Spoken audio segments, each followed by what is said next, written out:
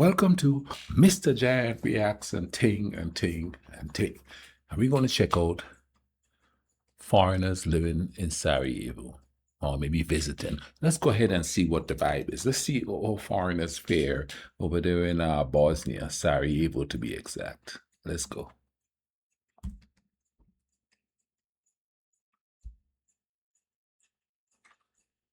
Anytime Good now. morning! So guys, about 2 months ago, we went to Bosnia and Herzegovina. Why, you ask? Well, because you guys sent us there. And while we're in Sarajevo, we got a DM asking, "Are you guys in Bosnia?" And of course we were like, "Yeah, why?" And they respond, "I knew that was the guy that ate the..." Not exactly what I thought I'd be known for, and I don't think I make my mother proud either.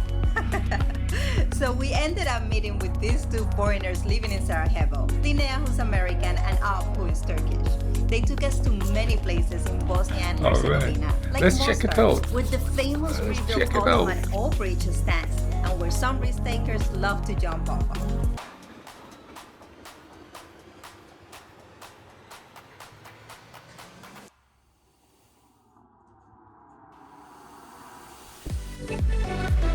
Say what? What the bumble plot was that? They're jumping off that. That's a long way to fall, boy. That is a long way to fall. Now we also visited Ocitelli, which is the historical town from the late 14th century.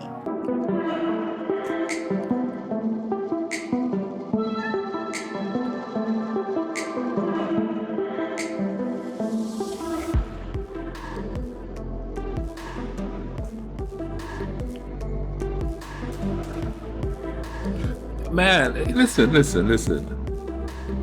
You know, we think we so technologically advanced here. Look at where they build this thing. Look at where they build this fort with no kind of a, fancy smancy apparatus to stop them, or not stop them from tumbling down, from falling. Look at where they build this thing. You tell me these people weren't highly intelligent.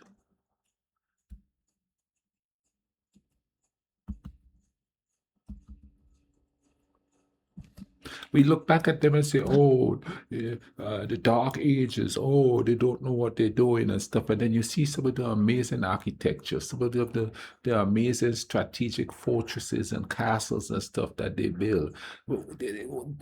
Things that they thought about, to vibe up and thing. And yet we here thinking, oh, we're so much smarter than them, we're so much better than them. When the stuff they did is what created all the stuff that we have with the buildings and stuff, and how to build stuff and to mix. And back then they made stuff to last. It's still there. Here, these buildings, they just crumble in no time. You know what I'm saying? Let's go ahead and check the Bible. Then we got to the town of Lagaj, that is known for its dervish houses. And we also visited the wonderful bridge of Neretva, which was destroyed to defeat the enemy during World War II. And all it cost was a tortilla. So it was truly a blessing meeting these two. And pay no mind to the luggage, we're actually moving to our pet sitting house today. So make sure to subscribe so you don't miss those videos when it comes up for our Romanian series. But now, of course, there was a question I had to ask. A Turkish man and an American woman, what the hell are they doing in Bosnia and Herzegovina? Well, I initially came here because of my family. My dad is in the military, so we moved here back 9 years ago, and I chose to stay here because I like the country.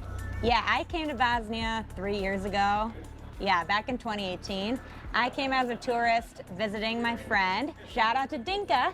And then was not planning on staying initially, but then I met a boy. Handsome. This guy, yeah, handsome boy. And yeah, decided to move here a year and a half ago fully. So I've been here for a while now. The most difficult thing would be if you wanted to work here or live here through working, would be the paperwork, because to Turkish people, you'd really compare Bosnia to like the 70s or 80s of Turkey, where things are really done by like big notebooks, stamps, signatures and like no electronics, right?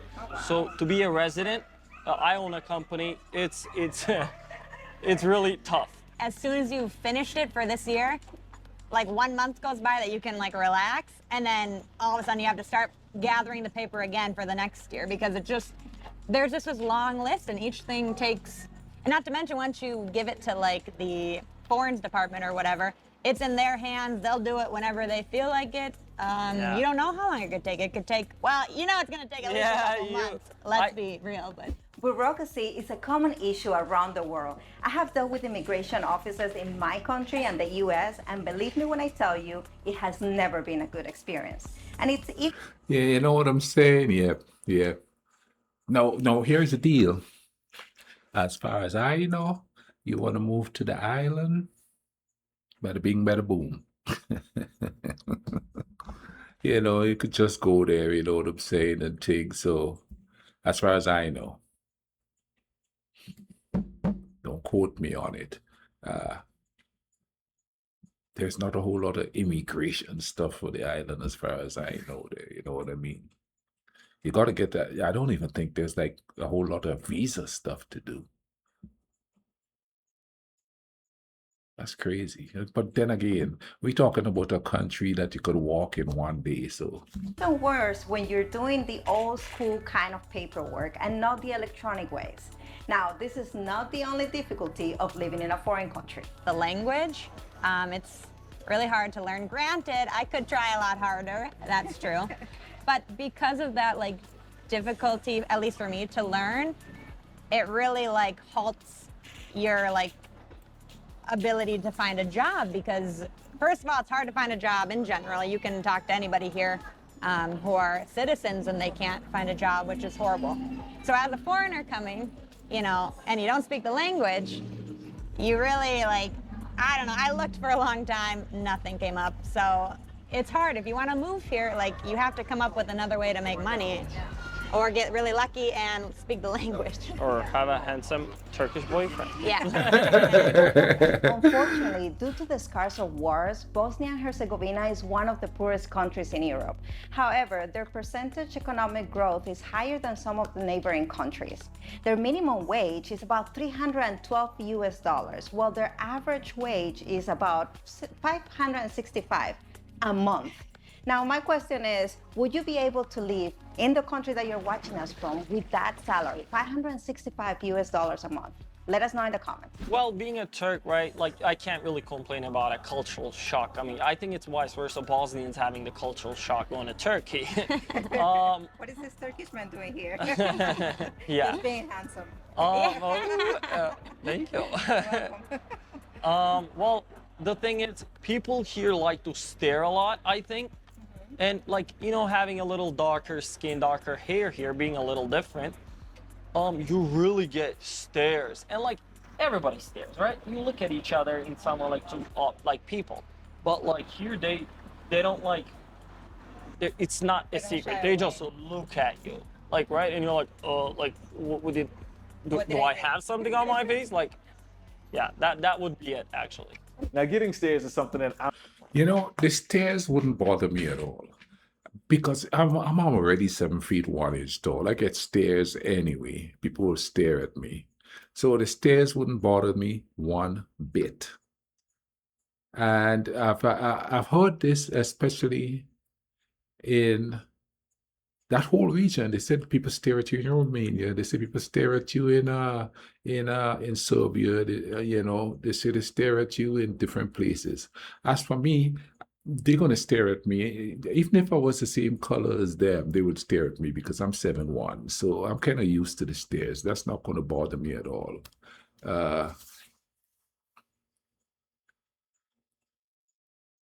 The main thing that's probably gonna get to me there is the language. Because I'm the type that, if you watch my videos, you'll see that I break the stuff down a lot. You understand what I'm saying? And I look for similarities more so than I look for differences. I enjoy the differences. I know they're there, but I don't emphasize them to the fact where they become a hampering in me dealing with the people. You know what I mean? I'm quite used to. I've gotten it in South Europe. I've gotten it in the Balkan areas when we travel there. Yeah. And in the US, it might be disrespectful, but what I found is that it's more curiosity in these Yeah, other it's more countries. yeah. They just want to know more about me, where I come from, what's my story. Like, And in I would Bosnia and stare at Herzegovina, them. they That's have beautiful. 3 different ethnic groups. And out of those ethnic groups, you rarely find someone that has a darker skin tone. So stares will happen. Well, what I would like to give as an advice is, if you want to establish like a company here, like some sort, there's really big amount of things you can open. Like I personally, that's why I stayed here, right? I saw an opportunity and that's what I did. And like, there's so much more to discover here. Like, there's so much to give here. So my advice is, if you want to come here to open a company, you really can. You can have. But if you want to work in a company, it's a little hard because the unemployment rate is quite high. My advice is meet a boy. No, I'm kidding. Yeah, exactly. Really, for me, what's been the most helpful, so I think it'd be helpful for other people, is you need lots of help, and you really need to find people that are willing to help you with the paperwork, with the language. Sometimes things, like I said, at the grocery store or the doctor, like, you might need somebody there to like help you. And if you don't have anyone, it could be really hard and it can be really lonely really quick. So I'm really lucky because I had help and I have a couple. But let me tell you something here. I speak English. You hear me? You know that. When I first came to the US, I had a heavy, heavy broken English accent. Well, broken to the people. And I was in the hills of Kentucky, and they speak a totally different type of a broken English themselves. So it was, now here's the thing. I had a hard time understanding them. They had a hard time understanding me. And that's where I met my ex-wife. She became like my translator. And even years and years and years later, I'd be like in this little town here, I'd be ordering food. And my buddy had to translate to me because people would go, huh? But here's the thing. Then it was because I was straight off the island, right then and there. I think the reason why, after all these years, people were still having trouble understanding my kind of English is because when I'm alone, they understand.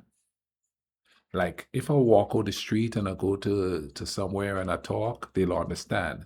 Because when I'm alone, I talk slow enough so that they could understand what I'm saying.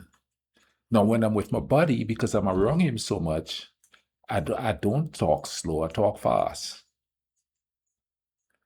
So, because I'm really comfortable with him, not to mention being comfortable with him and being around him all the time, some of the patois words that I use on the island comes out. Now, he knows them, but somebody walking like at a McDonald's, and that's just an example, wouldn't know them. So then when I say certain words and it sounds Caribbean-like, he'll have to translate it into American English for them. But that didn't really hamper me though, because I learned really quick to slow down so that they could understand. Now that's a whole different situation there, because that's a whole different language. Whole different language. Tell me down below, do most Bosnians speak English? Because I know they say, especially in like Sarajevo or the bigger cities, because they say like in Bucharest and in Belgrade and places like that, a lot of the people speak English. So let me know in the comment section if that's the case there. She's Friends that are Bosnian who really like helped me a lot with the transition.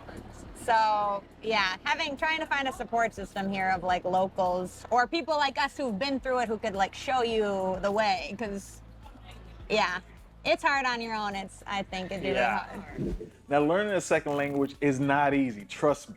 I'm still working on my Turkish, but I'm gonna get it, don't you worry. By the time we get back there, I got this. What happened with Spanish? I got this, don't you worry. But it is one of the biggest ways that you can immerse yourself into the culture and not feel like an outsider, even though you're a foreigner. So big shout out to Lene and Alp for helping us with this video, and Yeah, that was quite interesting there. You understand what I'm saying? It seems a little bit more different than it is in like Serbia and Romania and stuff like that. It just seemed to be something different there. You know what I mean? But you know, language is a. But you see, that's the thing, man. You know what I mean? Even though language is pretty an issue, because I've been to countries. Well, I've been to places where people didn't speak English. I got along just fine. Of course, I have the advantage of being 7'1", so you know there's a natural curiosity there, and everybody will want to like talk to me and stuff like that. So you know, I usually get people coming up and just talking to me. So with your average height person, you know, uh, that's a whole different story. And another thing too about the staring is when I go to different places, people just don't stare. They come up and they start talking. I get that so much. And I'm assuming that's the same thing that's going to happen there, especially in Serbia, because it's a basketball place. You know, so they're going to come up and talk to me instead of just staring. You understand what I'm saying? So I don't think being 7 foot 1 inch tall alleviates a lot of the strangeness and stuff that, you know, you short people will have.